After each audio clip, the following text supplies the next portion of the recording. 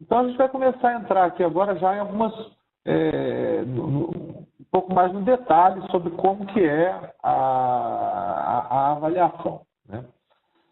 Cada uma dessas subcategorias, né, dessas 14 subcategorias, nós temos um critério de avaliação de complexidade. Algo bastante similar ao que nós temos quando fazemos a avaliação de complexidade por meio das tabelas de entrada externa, saída externa, consulta externa e das tabelas de contribuição, onde se coloca que uma funcionalidade de entrada externa de complexidade baixa contribui com 3, média com 4, alta com 6. Então, só que ao contrário da gente ter esse conjunto aí de tabelas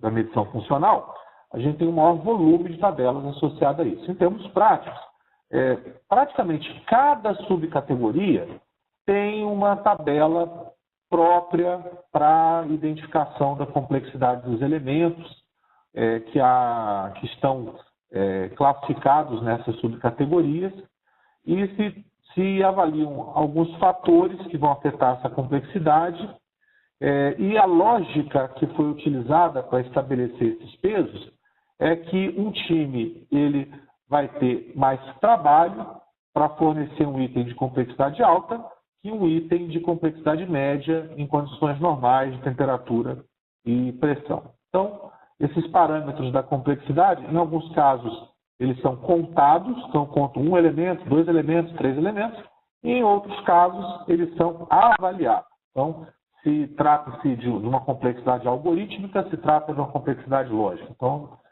se considera tanto aspectos contados quanto aspectos avaliados. Então, por exemplo, né, para dar materialidade ao que estou falando, na subcategoria tecnologia de banco de dados, os parâmetros de complexidade são a complexidade do arquivo referenciado e o número de mexidas, o número de mudanças, né? Então, vamos supor que eu estou fazendo uma mudança em determinado arquivo referenciado, né? Se avalia qual é a complexidade desse arquivo referenciado, se avalia quantos são as mudanças, as mexidas, e aí, conforme essa escala aí de valores de baixo, médio e alto, eu vou atribuir para cada mudança 6 snap points, 9 snap points ou 12 snap points. Então, boa parte deste curso é dedicado a explorar como que a gente faz o enquadramento, a avaliação de um elemento de projeto a essas tabelas de complexidade, né? Um tema que ele é tão importante que ele surge como um tópico em especial nesse curso. Eu tive uma reunião de divergência aí no Rio de Janeiro, alguns dias atrás, em que tinha um sistema alegadamente com 3.000 pontos de função e a empresa contratada falava que não tinha nenhum dado de código. A empresa falava que dado de código era algo que nem existia muito hoje em dia, né? Aí eu falei, o método ele é o mesmo desde 2010, né? Não houve nenhuma evolução que mudasse essa avaliação, né, dos dados de código.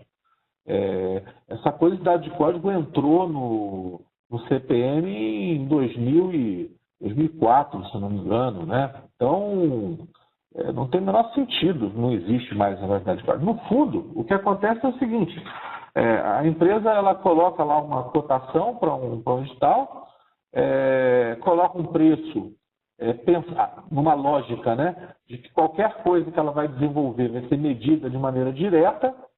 E aí, na hora de fazer a medição, mesmo que você tenha profissionais CFPS lá do outro lado, você tem uma área comercial ali com uma faca na cabeça do cara para ele dar um jeito de medir aquela coisa, né? Isso tem se revelado comum com uma frequência que é assustadora.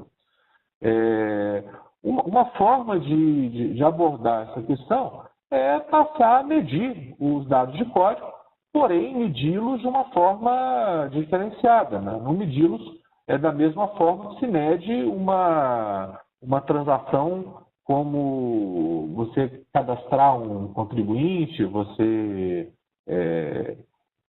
registrar um pleito, né? Tratar de uma forma diferenciada. Afinal, essa manutenção de dados de código, a tendência é que ela use procedimentos padronizados, né? É por isso que o método destaca que ela não deva ser misturada com as outras transações, né? Então, como que o Snap aborda essa questão dos dados de código? Se você tem uma transação na avaliação do Snap, né, que utiliza dados de código, essa transação ela terá um arquivo referenciado relativo aos dados de código. Não importa quantas sejam as tabelas. Eu vou considerar que dados de código como um todo representa um arquivo lógico referenciado, na hora em que a gente for tratar da avaliação de processos elementares, de arquivos referenciados, ou seja, ao longo dos temas que vão ser discutidos aqui no curso, né?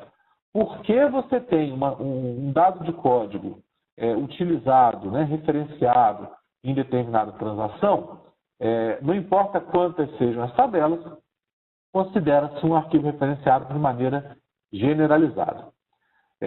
Observe o seguinte, esta orientação, esta regra, ela refere-se à avaliação não funcional. Lembre-se que nada disso que eu estou falando muda a medição em pontos de função, que continua completamente ignorando os dados de código como se eles não existissem, ok? Os dados de código, eles são classificados de acordo com os seus tipos. Então, eu tenho os dados de substituição, que representam um código e a descrição que a substitui. Dados estáticos ou constantes, que são os de uma ocorrência, as constantes, os dados estáticos e os valores default, e as listas de valores válidos, são os valores válidos e as faixas de valores válidos. Então, para avaliar o SNAP, onde isso couber, vai se considerar um tipo de registro para cada um desses tipos. Então, se você tiver dados de substituição, dados estáticos ou constantes e valores válidos, você vai ter um arquivo referenciado e esse arquivo referenciado ele terá 3 tipos de registro, né? Então, para dar um pouco mais de materialidade a esse caso que eu estou comentando aqui. São criadas 3 tabelas de código numa aplicação bancária. Eu tenho 3 tipos de ocorrências de dados de código. Então, eu tenho uma tabela de estado, que tem nome e código, é um dado de substituição. Eu tenho uma tabela de agência, que tem código, nome e cidade. Então, o código e nome representam dados de substituição e a cidade representa as faixas de cidades de agência do banco. E você tem um arquivo de configuração que tem o nome e o logo da empresa. Então, eu tenho uma única entrada com essas informações, são os dados estáticos. Então, eu vou ter 3 tipos de registro relacionados a isso, né? Compartilhando aqui uma manifestação do Luiz Fernando Camacho. Carlos, no SGBD Oracle, temos domínios nos quais temos cadastradas listas como essas. Isso também é aplicável. Sim, você... agora, observa que isso vai ser aplicável de acordo com as subcategorias que a gente vai explicar daqui a pouquinho, né? Eu não meço isoladamente, como a gente faz na análise de ponto de função, eu tenho um ALI que tem 3 tipos de registro, 4 campos, a complexidade é essa. Não é dessa maneira que o Snap funciona. A gente vai explorar isso um pouquinho mais logo em seguida, tá bom, Luiz Fernando? Então, eu só clicar aqui. Então, dando a resposta ali para o Fernando, né, onde que esse tipo de coisa se materializa, vamos colocar assim. Vamos supor que eu criei essa tabela e essa tabela ela vai ser utilizada para fazer uma crítica. Então, o que eu vou medir não é especificamente criei um arquivo lógico referente a esses dados de código. Isso vai ter impacto aonde? Na avaliação da subcategoria validação de entrada de dados. Eu criei um dado de código, esse dado de código é utilizado em uma operação lógico-matemática, né?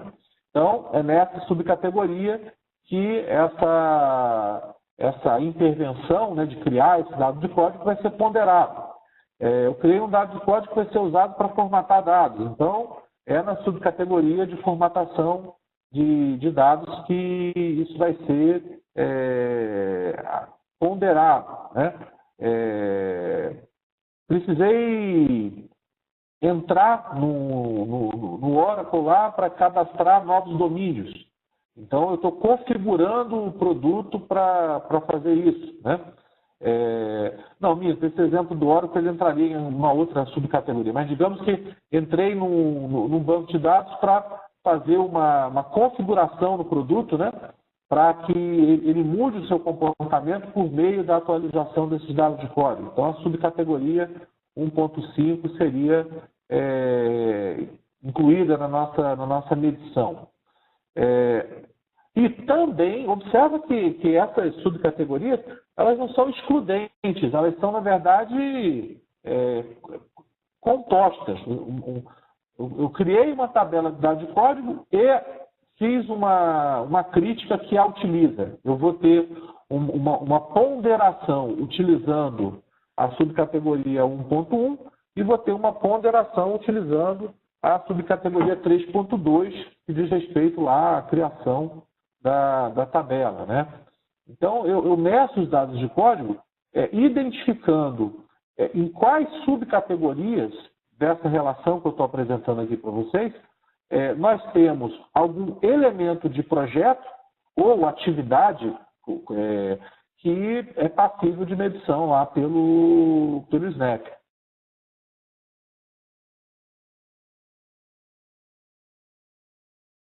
Ficou mais claro qual que é a lógica, Luiz Fernando? E essa avaliação da quantidade de tipos de registro, que como um único arquivo lógico, ela é relevante quando a gente vai avaliar a complexidade e a contribuição de cada uma dessas subcategorias.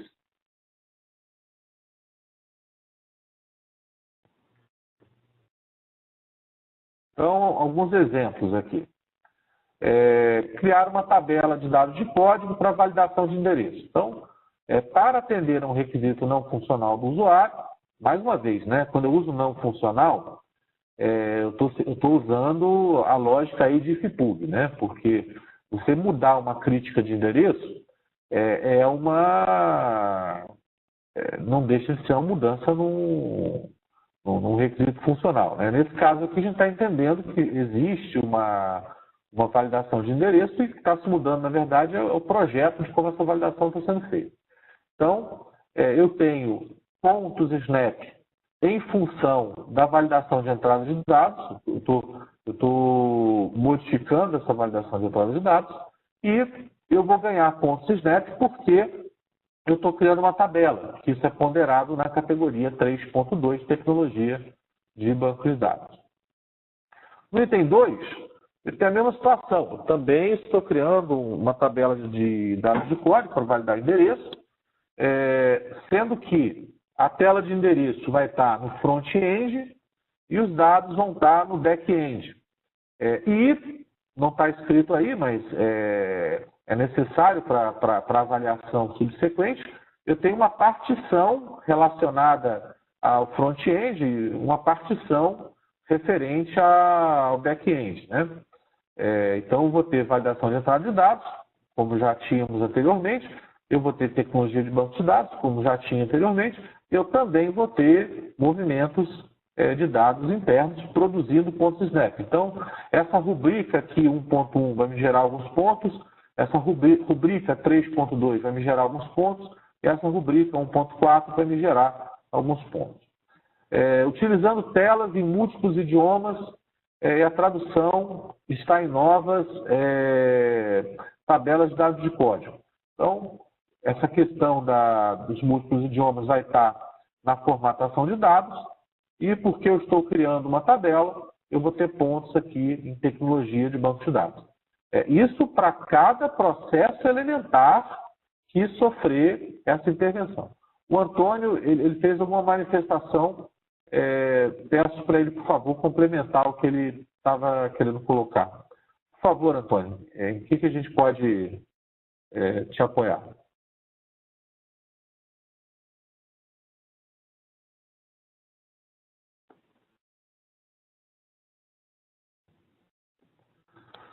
Esse exemplo é um exemplo interessante. Você tem duas partições, né? Que é a partição de front-end e a partição de back-end. Vamos supor que você tem no back-end uma preparação de alguns dados e esses dados têm que ser enviados para esse front-end. Normalmente, quando se mede na análise de pontos de função, esse tipo de elemento de projeto é totalmente ignorado na medição, concorda?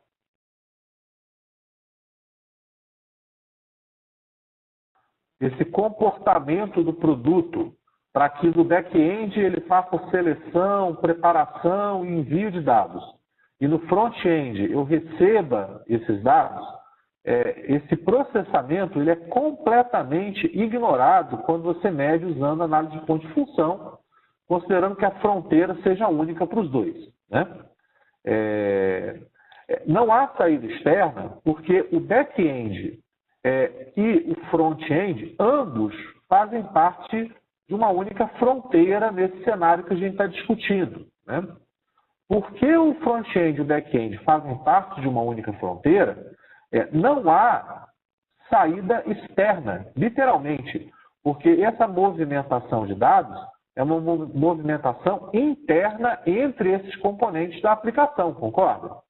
Para que haja saída externa, necessariamente eu preciso ter algum dado sendo enviado em direção ao usuário, né? Que não é o caso. Ali os dados estão sendo enviados para elementos internos à própria aplicação, entre o componente front-end da aplicação e o componente back-end da aplicação.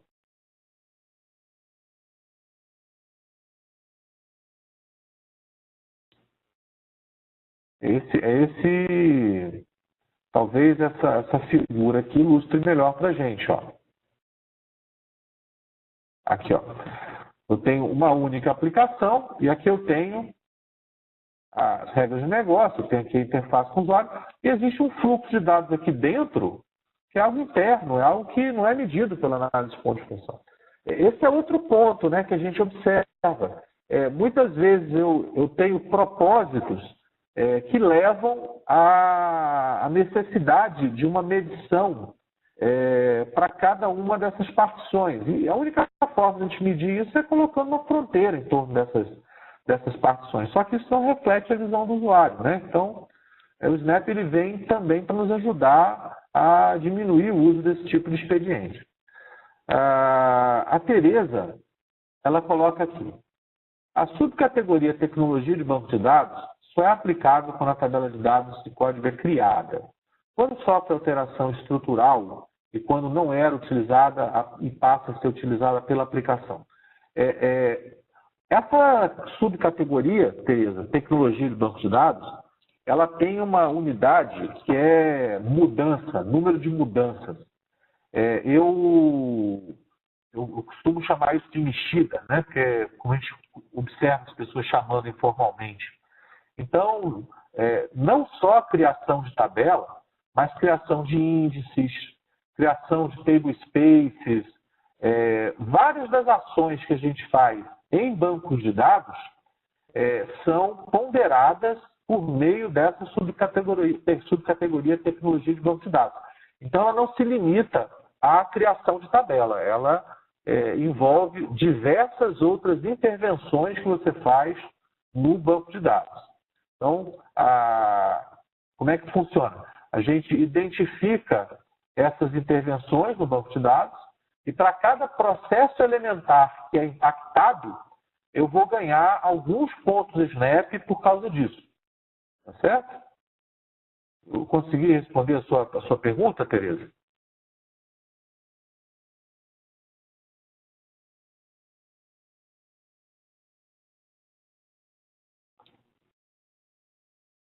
Esse negócio de treinamento baseado na internet parece uma sessão espírita, né?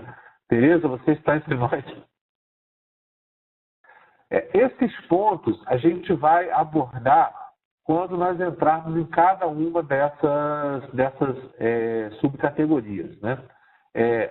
Se a sua aplicação, né, ela passa a utilizar essa tabela sem qualquer necessidade de você mexer no banco de dados, e aí esse mexer a gente vai explicar um pouco mais para frente, essa subcategoria tecnologia de banco de dados não será considerada nesse novo requisito não funcional. No entanto, observe o seguinte, se você passa a utilizar essa tabela, você o faz porque precisa fazer uma validação, ou então porque você precisa fazer uma formatação de dados, ou então porque você precisa fazer um processamento. Então, não é porque o item 3.2 não necessariamente será considerado que outras subcategorias não promovam a geração de snap points devido à utilização passar a utilizar uma tabela de dados de código que até então não era utilizada. Eu consegui responder a sua pergunta, Tereza?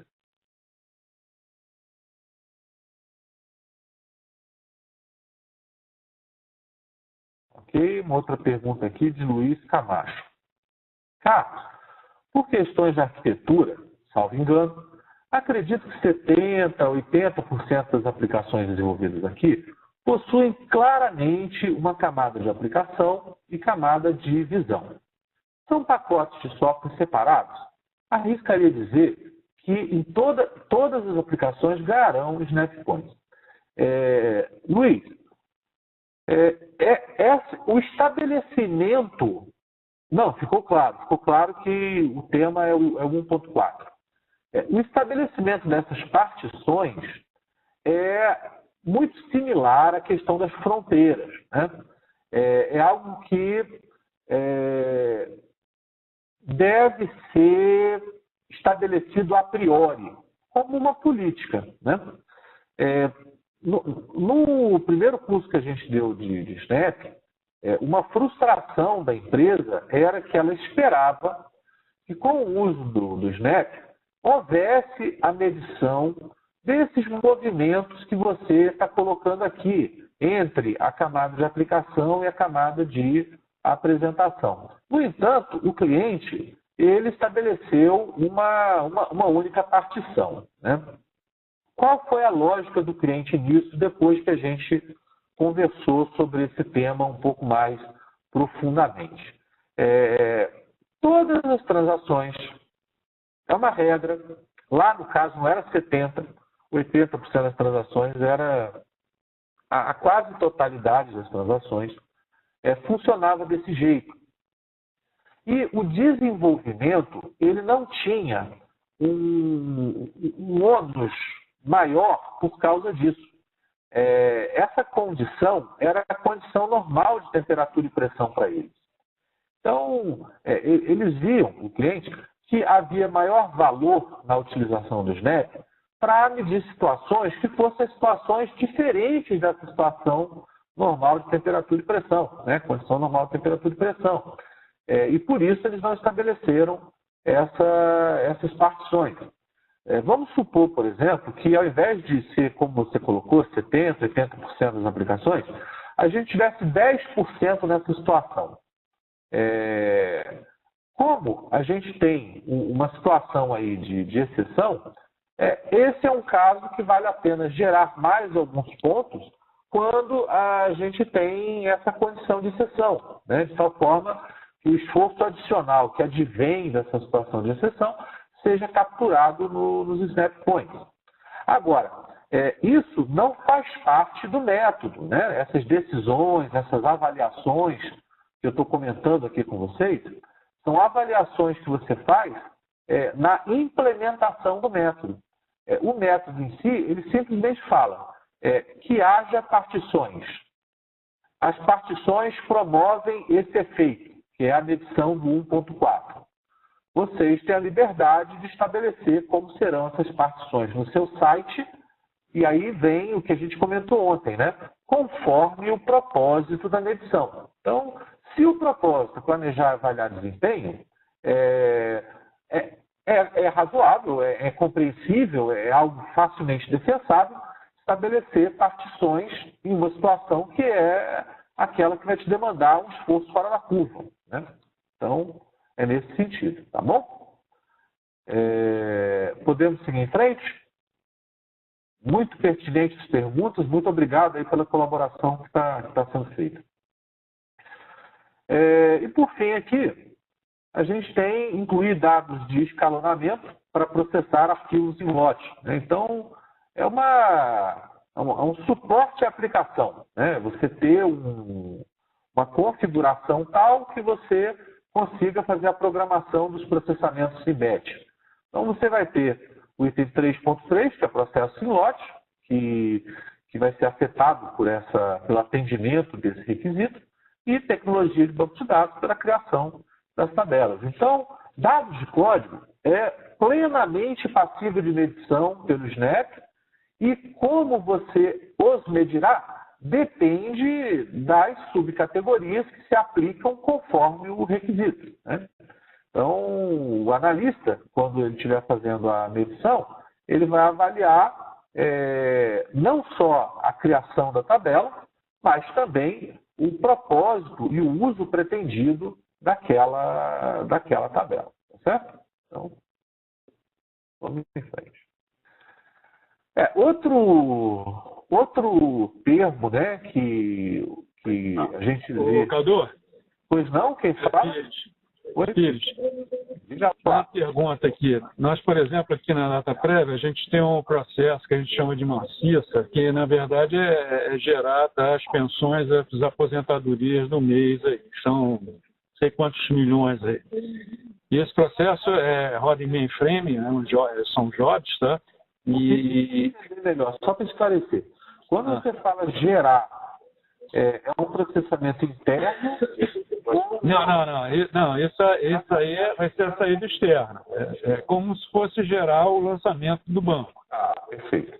Tá? Isso é uma saída externa em ponto de função. Durante esse processo, como ele é muito longo, tá? Ele leva às vezes quase uma semana, tá? São gerados que, ainda a programação em COBOL, são gerados checkpoint restarts, tá? Ou seja, ele gera determinado número de registros e grava em algum lugar um ponto onde parou, tá? Que deveria. Por quê? Por exemplo, se cair a luz no último pensionista, não vai ter que rodar tudo de novo. Então ele começa a partir do último checkpoint restart que foi gerado. Isso aí eu estou entendendo, por exemplo, seria um dado de código. Esse ponto onde ele fez o checkpoint restart. É uma tecnologia de banco de dados, né? É uma tecnologia de banco de dados. Né? Vocês trabalham com DNS2? Trabalha, o legado sim. DNS2? Então é o tal do restart dataset, não é isso? Mais ou menos por aí. Então o restart dataset, lá no seu dado, né, você tem que criar esse restart dataset e até indicar que ele é isso, que ele é um restart dataset. Para quando você der lá o seu commit, né, ele sincronizar o seu processamento com aquele restart dataset. Então, ele certamente entra no item 3.2, tecnologia de banco de dados, né? Ademais, dependendo de algumas condicionantes que a gente vai falar mais para frente, isso também provoca a contabilização do item 1.2, processamento lógico matemático, né? Então, Com certeza. então esse item aí, né, ele vai ser ponderado a princípio pela 3.2 e talvez a gente teria que pensar um pouco melhor. Não, vejo que nesse momento não é o momento mais adequado. O item 1.2, que é o processamento lógico matemático extensivo. Beleza. Como vocês podem ver, quando a gente mede o SNAP, o conhecimento técnico ele se torna mais relevante na hora de fazer a medição. Porque enquanto a medição em pontos de função ela é uma medição numa perspectiva de requisitos funcionais que não entram no mérito de decisões de arquitetura detalhada, né? A arquitetura de referência, sem dúvida, afeta a medição em ponto de função, a arquitetura de referência. Agora, a arquitetura detalhada, o projeto detalhado, ele não afeta a medição em ponto de função. Já quando você trabalha com SNAP, é uma informação que afeta, sim, essa medição, né? Talvez isso aí explique por que em momentos de um projeto de desenvolvimento, de uma grande melhoria, a gente não vai conseguir medir snap points. A gente só conseguiria estimar, né, a quantidade de snap points. E aí, para isso, seria importante ter referenciais históricos, né, para a gente avaliar esse tipo de coisa. Eu comentei isso em função das outras perguntas que surgiram aqui ao longo do curso. Eu consegui te responder, Pires? Beleza, tá ótimo. Bem, então, alguns elementos comuns que a gente utiliza aí ao longo de todas as subcategorias, que têm nomes, nomenclaturas, que são similares às nomenclaturas utilizadas na análise de ponto de função, só que não é necessariamente igual, né? Então, algo que volta e meia a gente vai encontrar é o total de campos, o número de batches, total de tipos de dados. É a soma de todos os tipos de dados que são parte da entrada ou saída do processo elementar, mas os TDs que são lidos ou atualizados internamente à fronteira. Então, quando a gente avalia os números de TDs em determinadas subcategorias, e a gente vai destacar isso ao longo da subcategoria, quando a gente fala TD, quem trabalha com ponto de função já há muito tempo, tem isso quase no DNA, né? O cara sabe que um TD num processo elementar são campos que estão sendo enviados em direção ao usuário ou são dados que estão sendo informados pelo usuário.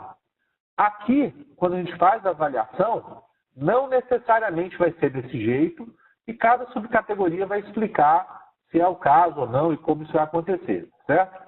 Então, para o pessoal que está acostumado com ponto de função, deixa um flag aí ligado, porque a gente vai ter várias circunstâncias que, quando eu falo TD, eu não estou me referindo só a campos que estão sendo vistos pelo usuário, mas campos que estão descritos lá no processamento que aquele processo elementar deve executar, né? Em outras palavras, né? A gente gasta um tempão para desaprender o que é um campo, para aprender o que é um TD, e agora, para a gente usar o SNAP, a gente tem que desaprender o que a gente aprendeu lá para separar o que é um campo de um TD. TR é um tipo de registro, ele representa um subgrupo de tipos de dados reconhecido pelo usuário dentro de uma função de dados. E, no caso do SNAP, né, um tipo de registro também é um grupo de dados de código conforme o tipo de ocorrência, né? Então, enquanto na análise de ponto de função, essa conceitualização de tipo de registro é totalmente invisível, quando eu trabalho com o SNAP, ele vai ser visível e mais, na forma de um tipo de registro. Arquivo referenciado, na análise de ponto de função, é um arquivo lógico interno lido ou mantido por determinada função transacional, ou um arquivo de interface externa lido pela função transacional, né? Não vou nem gastar muito tempo nisso, porque quem trabalha com ponto de função que é um pré-requisito desse curso, já sabe que é um arquivo lógico interno, já sabe que é um arquivo de interface externa. O que muda é que dados de código agrupados também representam um arquivo referenciado adicional. O colega aqui, Leonardo Nascimento, coloca Cadu, com um ponto de exclamação. Quando você fala em tipo de dado, é o que passa entre as camadas ou o processado dentro da camada conta. É tudo. Imagina, por exemplo, que você está avaliando um cálculo. E para fazer esse cálculo, você precisa de 40 campos. Alguns campos são informados pelo usuário, alguns campos são recuperados de arquivo lógico, alguns campos você recupera de dados de código. Então, você soma, dependendo da categoria, e isso vai ser discutido quando nós formos falar de cada categoria, tudo isso é possível de ser um tipo de dado conforme a categoria que a gente estiver analisando. É estranho, né? Quando a gente está acostumado com uma função. Beleza, Léo?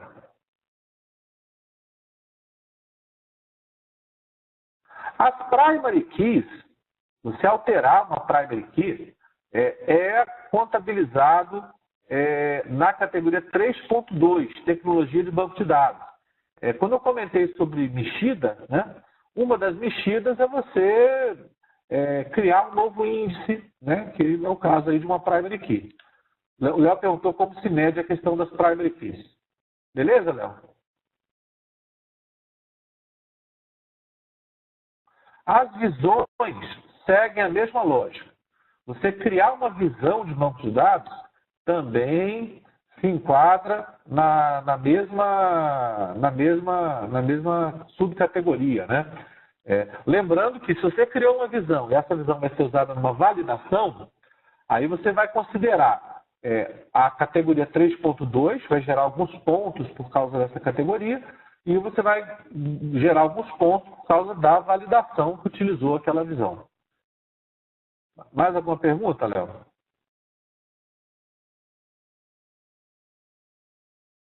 Beleza.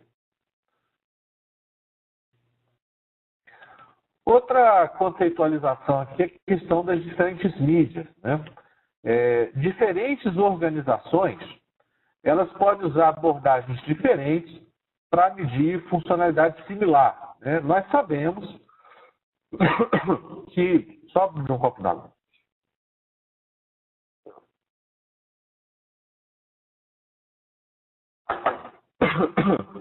Não, obrigado. Nós sabemos que a questão das múltiplas mídias depende de abordagem single instance ou multiple instance, e quem entendeu o motivo do IFPUG ter mantido essas duas abordagens, aplica a cada abordagem conforme decisões de arquitetura preliminares, né? Então, como que o Snap faria nesse cenário, né? Quando você trabalha com abordagem single instance, ou seja, você não mede, você distribuir determinado relatório, determinada consulta por uma outra mídia, você pode usar o Snap, que vai ter uma categoria para isso, uma subcategoria para isso, e gerar Snap Points para esse fim, né? Então, ainda que... O Antônio da Bezerra está perguntando qual subcategoria, né? Se eu não me engano, múltiplos métodos, a 2.3. A 4.2, a gente vai ver mais para frente, é algo assim bastante peculiar. Seria essa categoria aqui, ó.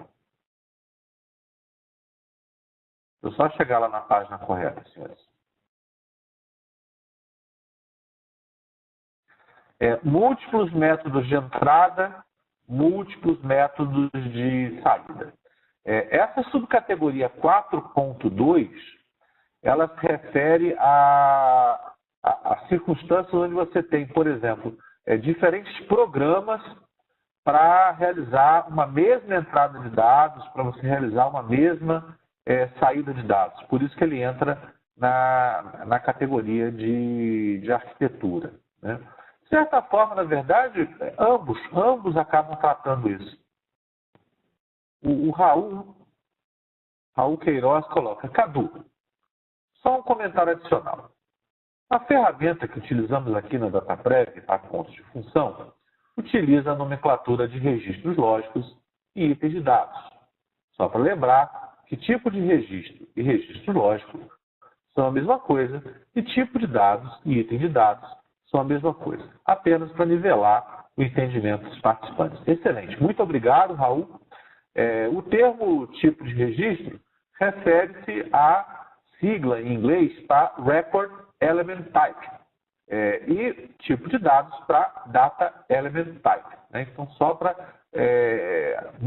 como o Raul colocou, para a gente nivelar esse entendimento, te agradeço aí pela sua colaboração, tá certo? Estava no slide.